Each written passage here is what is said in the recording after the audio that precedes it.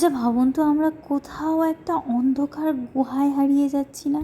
একটা সময় ছিল যখন আমাদের মা ঠাকুমারা আমাদের মুখ দেখে বুঝে যেত যে আমাদের শরীর খারাপ নাকি আমাদের মন খারাপ, আমাদেরকে কেউ বকেছে কিনা।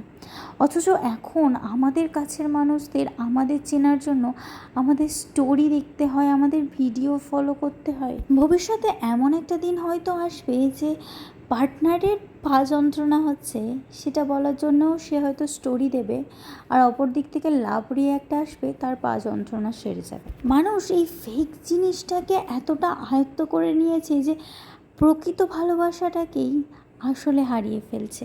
আমার তো মনে হয় ভবিষ্যতের ছেলেমেয়েরা সম্পর্ক নামক কোনো সম্পর্কেই জড়াবে না।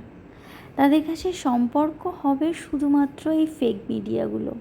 এই জন্যই আগের সম্পর্কগুলো এত সুন্দর ছিল, যেখানে স্টোরি দেখে বুঝতে হতো না যে মানুষটা কেমন আছে, স্টোরি ফলো করতে হতো না আজ বাড়িতে কী রান্না হয়েছে। হয়তো ভিতরের অন্তরাত্মা থেকেই তারা বুঝে যেত তারা ভালো আছে। আজকের মতোটা